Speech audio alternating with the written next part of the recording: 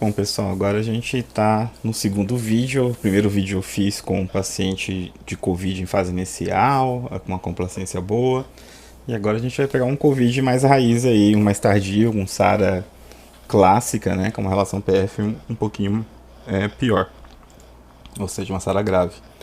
Então vou aqui no simulador escolher esse perfil de Covid-19 com SARA, né? Vou confirmar.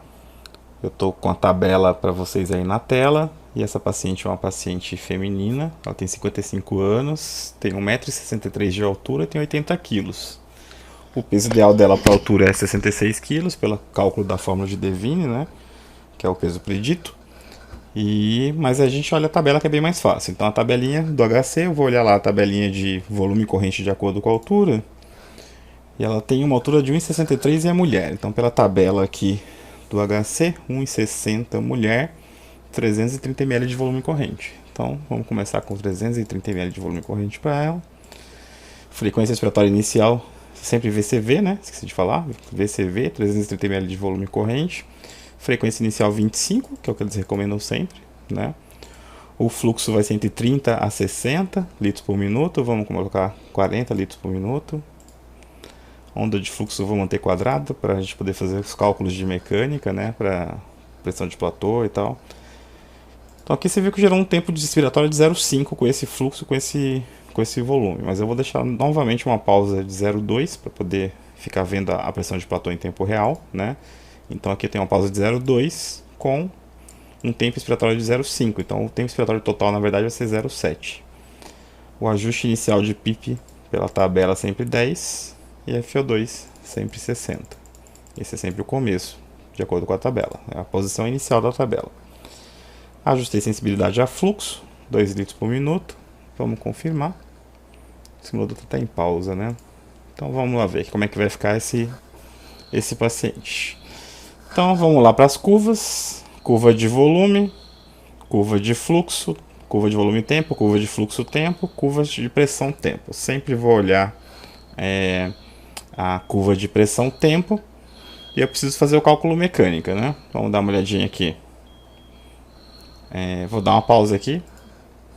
A pressão de pico está aqui, né? De 26. Lembrando que a pressão de pico não é muito importante, a gente precisa saber a pressão de platô. A pressão de platô está em 21. Então vocês lembram da ventilação protetora, o platô tem que estar abaixo de 30. 21 está adequado. Então a nossa pipa é de 10 e o nosso platô é de 21. Então a diferença entre o platô de 21 e a pipa de 10 é 11, né? Isso aqui é a pressão de distensão. Então, aqui no simulador ele já traz para vocês aqui a pressão de distensão está em 11, né? Com o platô de 21. Então essa ventilação é protetora. Lembrando que a pressão de distensão tem que ser abaixo de 15, o platô abaixo de 30 e o volume corrente 6 ml por quilo do peso predito, que é esse volume 330 ml que eu já usei a tabela, né? Então a ventilação é protetora. Vamos mandar brasa. Continua o simulador. Esse paciente ficou com uma saturação de 91. Vamos esperar estabilizar, que leva uns 4 ou 5 ciclos aí para o simulador se adequar. Então, gente, esse paciente que é uma SARA mais grave, com uma complacência pior, né? Vocês veem que a complacência dele é 29, ele com esses ajustes ele já está com a saturação de 92%. Então já está dentro do alvo, tá? Então eu não precisaria mexer mais, que eu estou olha na tabelinha aí, entre 90% e 95%. Eu não estou nem acima nem abaixo do alvo, então poderia manter nesse ajuste, tá? Bom, então vamos olhar a gasometria. Então tá, o ajuste está já perfeito, já deu certo assim que pelo ajuste inicial já deu certo. Vamos olhar a gasometria desse paciente. A gasometria desse paciente, o que eu tenho aqui? Eu tenho uma PCO2 de 45, né? Tá na faixa normal, 35 a 45. Eu tenho uma relação PF de 115, né? Que é uma SARA moderada ainda, a definição de grave abaixo de 100. Então não precisaria mais de mais ajustes. Se eu quiser reduzir um pouco o PCO2, está em 45, está no limite da faixa superior, eu preciso lavar CO2. Eu tenho muito CO2, preciso lavar CO2. Então se o CO2 está alto, o que eu preciso fazer para baixar mais esse PCO2? Aumentar a frequência respiratória. Então 25 não seria adequado aqui, né? Vamos colocar um pouquinho para 28. Acho que deve ser o suficiente. Vamos olhar como é que está a nossa relação IE. Está 1 para 2,4. Meu tempo respiratório está de 0,7. O tempo respiratório está 1,45. Aumentei a frequência respiratória. Aumentei o volume em minuto. Estou lavando CO2. CO2 vai cair. Então, caiu para 44 aqui. Agora já estou numa faixa mais normal.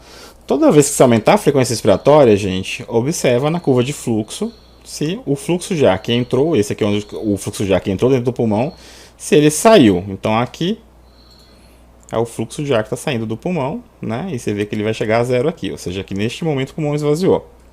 Então não tem autopip. Se eu aumentar muito a frequência respiratória, eventualmente eu vou gerar autopip e aí é o meu limite, né? Digamos que eu precisasse mais de frequência respiratória aqui. Então, a gente pode ir até 35 em SARA, né? Se precisar. Vamos lá, vamos colocar 35 e ver se isso gera autopip. Curva de fluxo.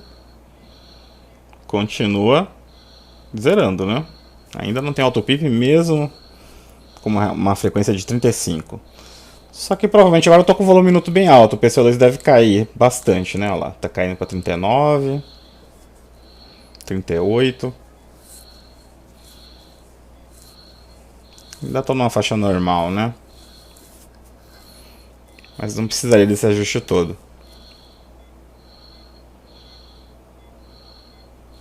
Dá pra ficar no 28 lá que a gente tava. Agora 36. Ele leva uns 4 ou 5 ciclos aí pra ajustar.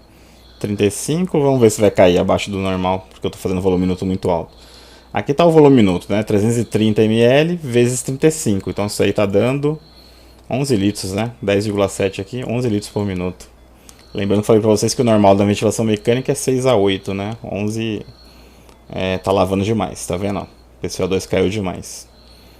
Então não precisaria. Acho que aquele ajuste lá de 28 de frequência tá bom, né? Vai manter o PCO2 na faixa normal. Lembrando que toda vez que vocês fizerem um ajuste, espera 30 minutos para pedir uma gasometria e confirmar como é que ficou isso daí, tá? Então, ó, já estou com a frequência mais adequada, o PCO2 vai entrar na faixa normal. Vamos fazer aqui um ajuste errado para mostrar para vocês como é que a gente vai identificar autopip aqui, né? A gente já deu isso em outras aulas, mas tem gente nova aí, provavelmente só acessando essa aula a partir de agora. Então, digamos que eu coloco uma frequência aqui, não façam isso na prática, né? Vou fazer esse propósito para gerar uma autopip. Botei uma frequência de 40. Olha o que vai acontecer com essa curva aqui. Isso aqui é o ar saindo, esvaziando, né? Voltou a zero, esvaziou. Voltou a zero, esvaziou. Voltou... Opa! Aqui não tem mais a curva voltando a zero, tá vendo? Olha a diferença, gente. Aqui é o ar que está saindo, aqui é a expiração. Então o ar tá... Saiu, zero. Agora aqui, ó, saiu. O que aconteceu? Antes dele esvaziar, começou um novo ciclo. Então ficou um ar preso aqui dentro do pulmão que não conseguiu esvaziar. Esse ar preso dentro do pulmão que não consegue esvaziar, o ar dentro do compartimento fechado vai gerar pressão. Então tem uma pressão a mais aí que a gente não estava imaginando que ia acontecer. Isso a gente chama de autopip. Então isso aqui é um gráfico de autopip. Nunca permita esse gráfico. Aumentou a frequência respiratória, gerou autopip, precisa reduzir a frequência respiratória. Na verdade precisa de mais tempo expiratório para esse pulmão. Bom, vamos voltar lá para o nosso ajuste de 28 e essa aqui está a ventilação adequada para esse paciente. Sem precisar fazer nenhum ajuste, encaixou na tabela direto. Com a PIP de 10 e uma FI de 60%. Né? Agora vamos fazer uma simulação então desse paciente tendo que realmente sair da tabela. Né? Vamos para o espectro vermelho aí da tabela. Então o que eu vou fazer? Vou simular um paciente mais grave ainda. Então eu vou lá simular um paciente que a complacência dele está muito ruim. Uma complacência de 15.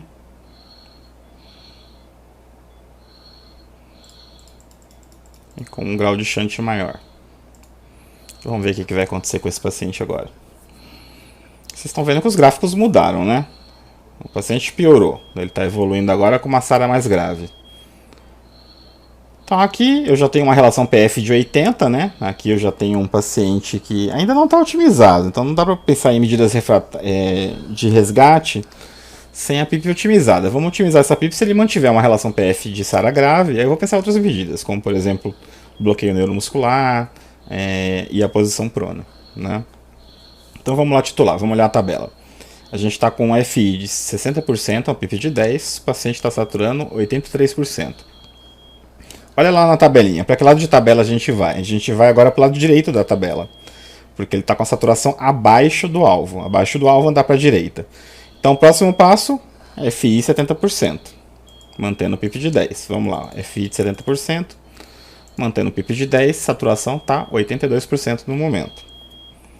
Vamos ver se a saturação chega em 90, que é o meu alvo, 90 a 95%. Eu já sei que não vai chegar, provavelmente, né? Até que talvez chegue, né? Tá com 88 ali, ó.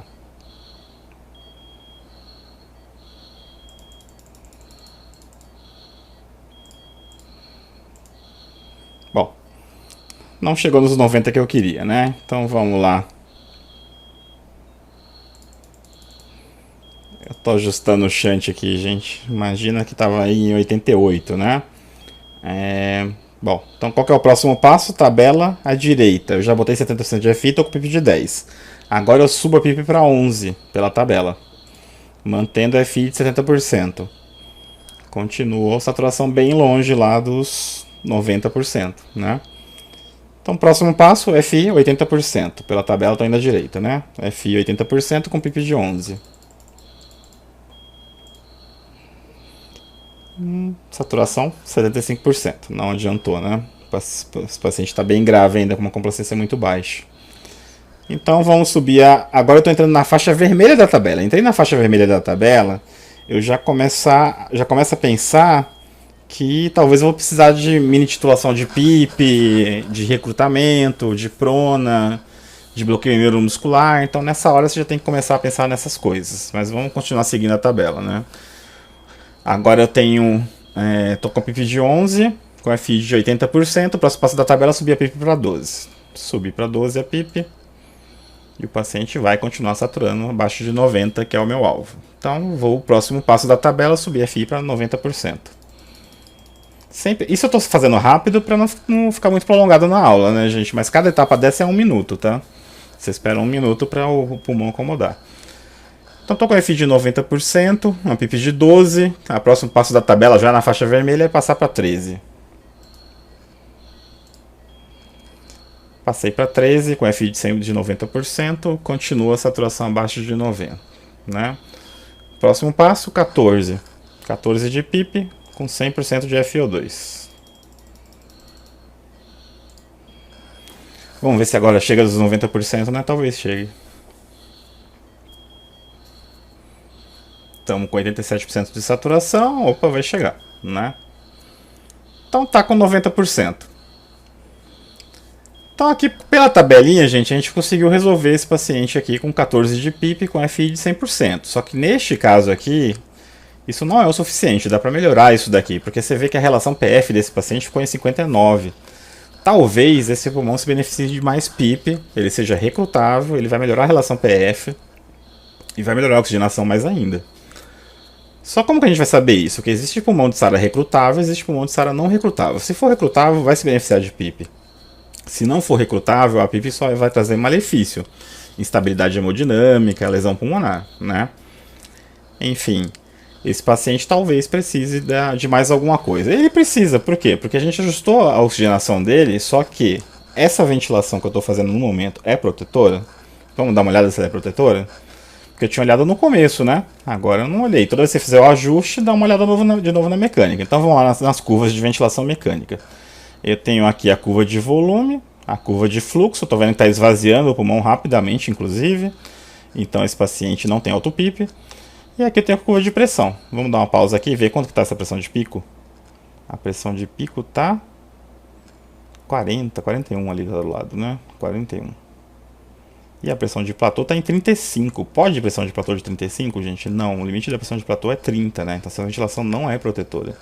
E se você for olhar o driving, a pressão de distensão é 35 menos 14, né? Então tem um driving de 21. Eu tenho que ter uma pressão de distensão abaixo de 15. Então essa ventilação, apesar da oxigenação estar boa e apesar do PCO2 estar bom, ou seja, o voluminoso está bom, ela não é protetora, ela é lesiva para o pulmão, né? Então aquela sensação de que o paciente está bom de oxigenação, mas ele não está bom de proteção, de ventilação protetora. Então isso aqui me faz entrar na terceira aula, que é a mini titulação. Então esse paciente não ficou legal com essa PIP, talvez ele se beneficie de uma PIP um pouquinho maior.